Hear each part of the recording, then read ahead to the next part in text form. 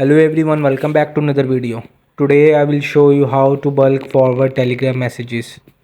So you have to just open the Telegram app on the Android device. When it's open, so you have to open the chat of randomly.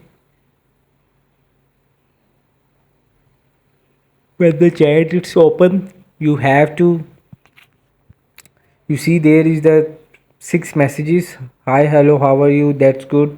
Bye bye and okay. So I will hold it and select of these six messages to forward in bulk.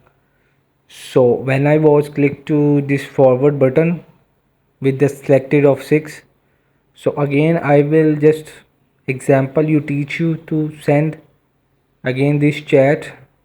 So I will selected these six messages and forward it. You see, this is how to send bulk messages on Telegram.